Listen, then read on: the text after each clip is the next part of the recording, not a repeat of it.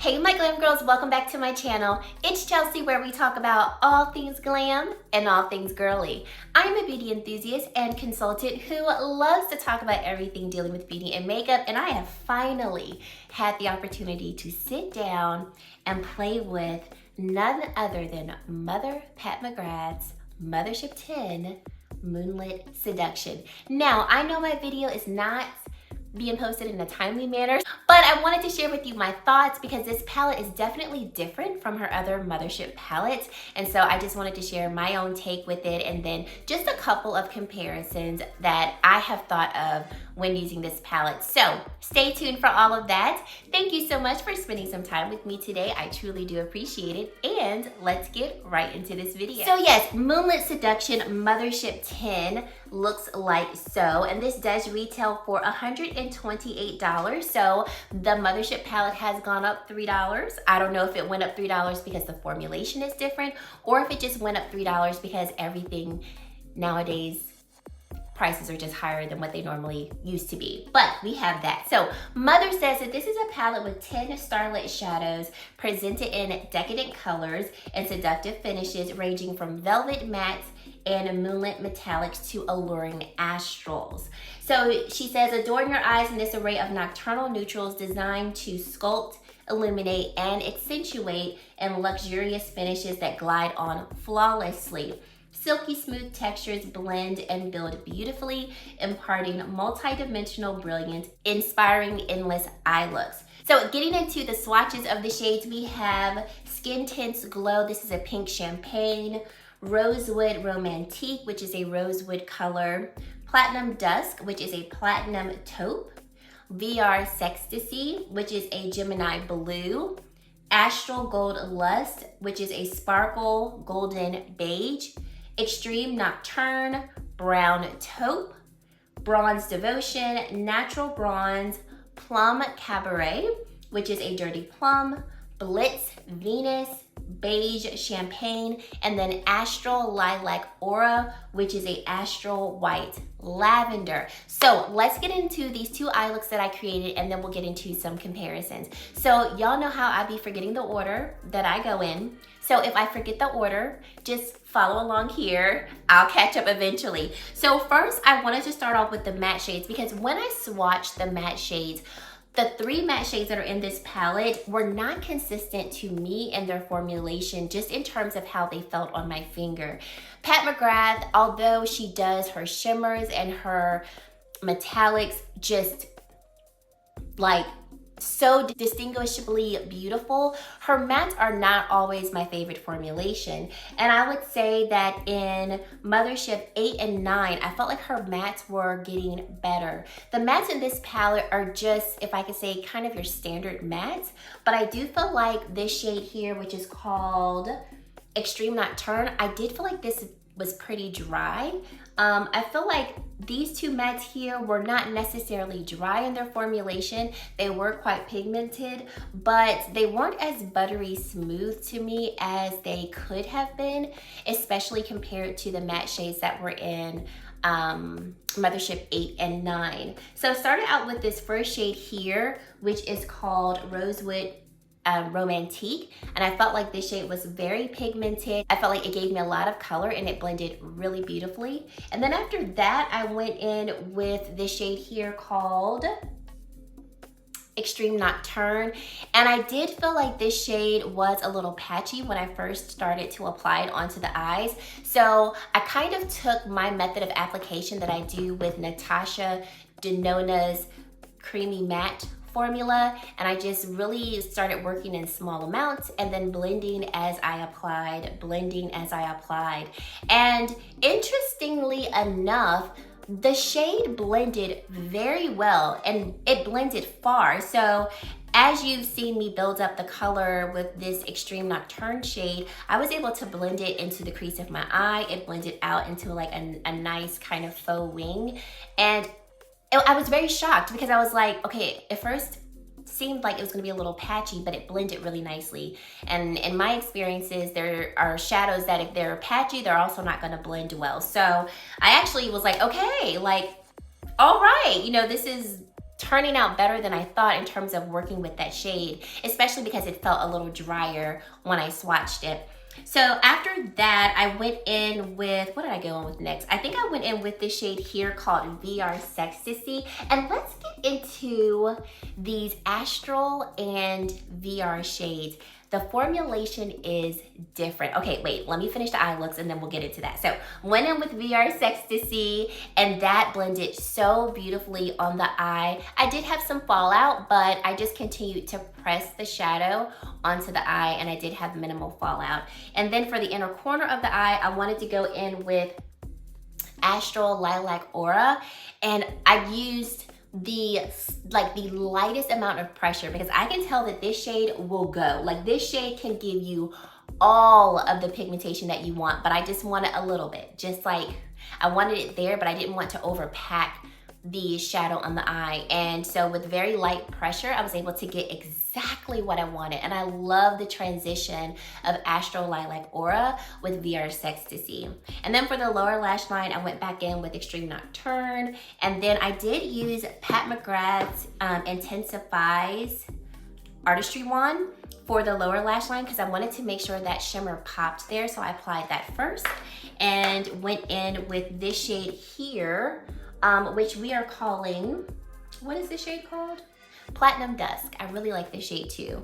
And applied that, and then I put more of the Astral Lilac Aura in the inner corner, and this eye look is done. So moving on to this eye look, I wanted to use the rest of the shadows in the palette. So I first started off with this shade here that we are calling Bronze Devotion. Really love this shade. I think this could be a beautiful one and done eyeshadow for complexions that are similar to mine, like around the tan type of shade range.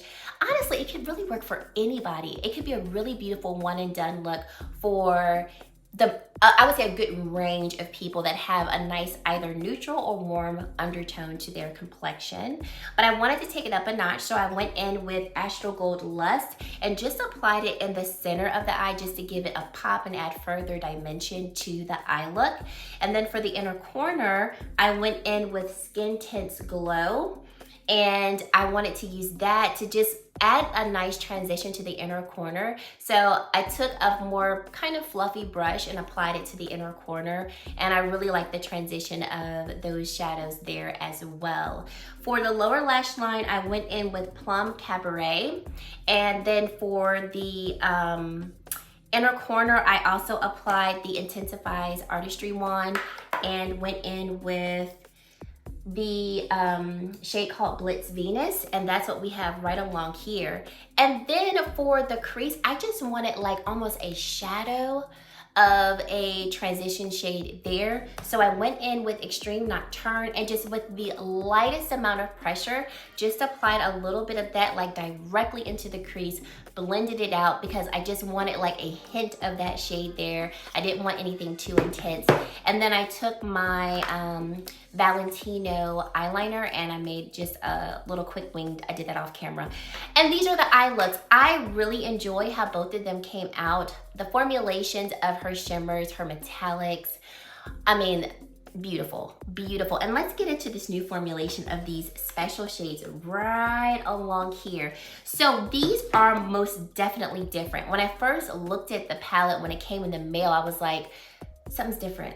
This little corner over here looks different, and it is. So I have with me Utopian. This is Mothership 9, and as you can see, I'm gonna hold up them right here so you can kind of see the 4 shades. You can just look in the pan and see that all 4 of them are quite different in their finishes and also in the way that they look on the eye. I would say that the shadows in Moonlit Seduction, in terms of the special shades, they are quite, I get from this palette fairy tale, fairies, ethereal. I get a lot of that from this palette. So these special shades over here, I'm getting that type of like etherealness, angelicness from it.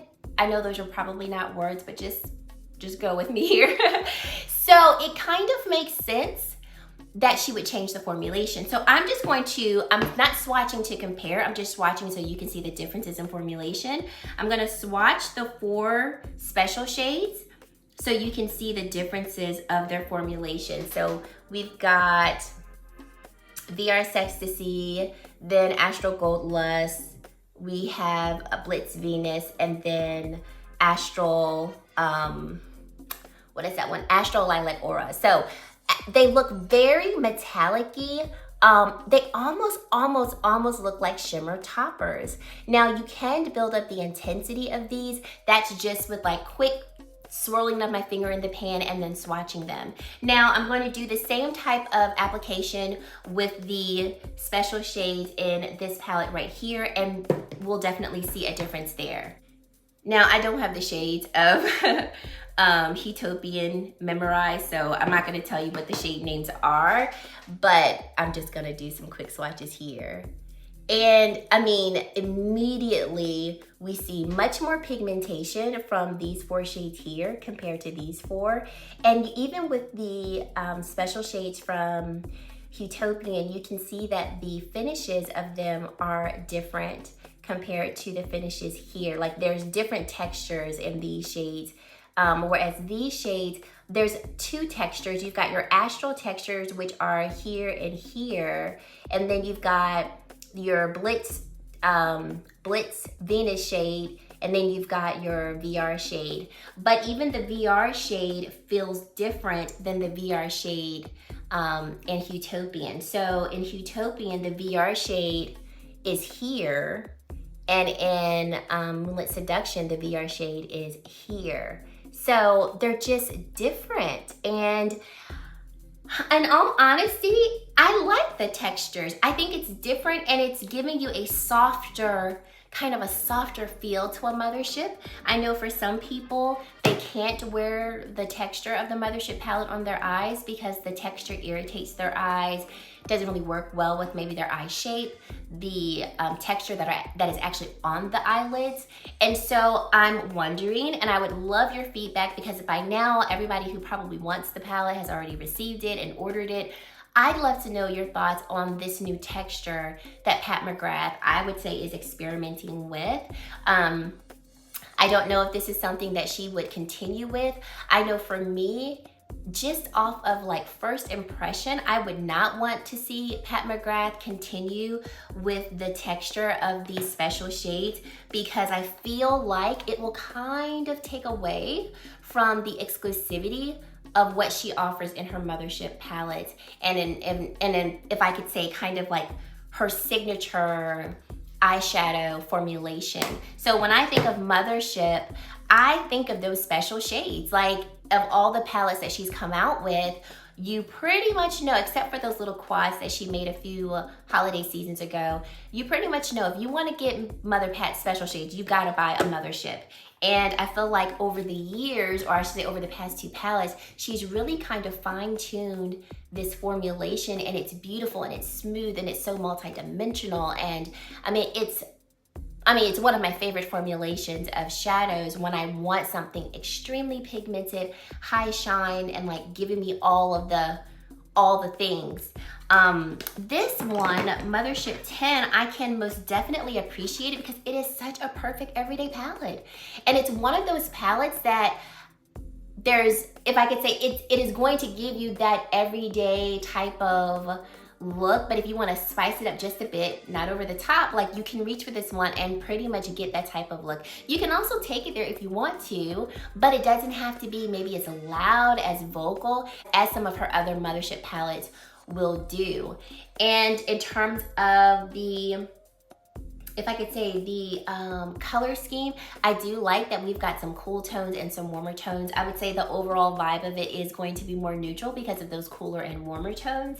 And in terms of the shadows that she chose, I don't think there was a need for both of these shades. I think we could have chosen one of them and then maybe have gone for like, this would have been bomb if she would have put like a orange matte like right there, because that could have like played off of these shades here, like orange.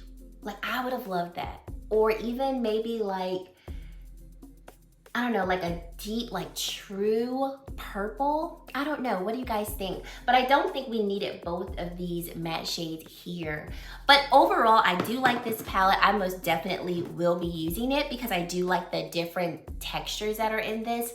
But I don't think this is a texture that she would want to stay with as like the sole means of her special shades. Now, would I mind if she used some of these textures in future motherships? No, I wouldn't. So if she wanted to give us like 2 of these textures and then 2 of like her, if I could say her original special shade formulas, I would be totally fine with that because I think that would just be beautiful. But I don't think I would want to see another palette with all 4 of these special shades just because they are more subtle. And when I think of my motherships and when I reach for them, I am reaching for them when I want to be literally seen and heard with the eyes. Now, I told you guys, I think it was in a Will I Buy It video that I made, I said when I first saw Moonlit Seduction, I immediately thought of ABH and the Nouveau palette. And now seeing like both the palettes in person, I don't think they are as similar as I thought. So let me try to hold them both up. Here are both of the palettes and I was just like, okay, they're not as similar as I thought, but I feel like the reason why I thought of ABH Nouveau is because this is a very ethereal-like palette to me. Sorry for blinding y'all. It's like very angelic. I think of fairy tales and fairies in the forest type of vibes from this palette, and I get the same types of vibes from Moonlit Seduction. So no, we're not gonna get the same eye looks, and there's also not the same textures within both palettes, but I feel like I'm getting the same, like, I don't want to say inspiration for the palette, but if I'm going for more of like an ethereal, almost there, not there type of eye look, I could reach for either or. Just depends on what I'm going for. Of course, color choice. I think the matte shades in the ABH palette are a little smoother to work with, even though they are more pigmented than the matte shadows in this particular one. And of course, like I said, with the shimmer shades in Mothership 10, the matte shades obviously can build up to being more pigmented than what I use today. But I think, you know, if you know ABH's formula, those matte shades are gonna be they're so pigmented. And then the other palette I'm gonna compare this to, because I know Alicia, she has already taken Mothership 10 and compared it to every other Mothership palette out there and every other palette out there. So I'm not gonna do all of that, but I will link her video down below. But I thought about Danessa Myricks Lightworks 3 Experience palette. So when I was applying more specifically the shade here called VR Sextasy, I was like, what eyeshadow is this making me think of? And I immediately thought about Mel Thompson and Sydney Grace's palette, Tiny Marvels, and the shadow in there called Scarab. And I was like, there's that one. And then I thought about this palette here. I thought about this shade called Martian here. So Martian has definitely got some like different shifts in it, depending on like what angle you're looking at. Like here in the camera, it's probably looking more like aqua to you all. But if I look at it from the side, I see like a nice lavender shift to it. Let me swatch it so you guys can see what I'm talking about. But I thought about this shade, and also I thought about the Lightworks 3 Experience palette because of the texture of the shadows. The textures of this new kind of formulation of her special shades somewhat reminded me of the Lightworks 3 Experience palette, because these shadows are going to have different textures as well, and you're gonna have metallics that are softer that you can easily apply with your finger, like with Pat McGrath's special shades and this palette here. You don't need like a glitter glue to have them adhere to the lids. They're going to apply on their own, and you can get kind of like that finger swipe satisfaction of having like beautiful payoff with just your finger. And I think that's why I thought about this palette too, because the texture of this new formulation reminded me of a couple of the textures in this palette too. And also the shifts of it. Like I look at Soul, so let me swatch this. So I have Soul from Danessa, Astral Gold Lust.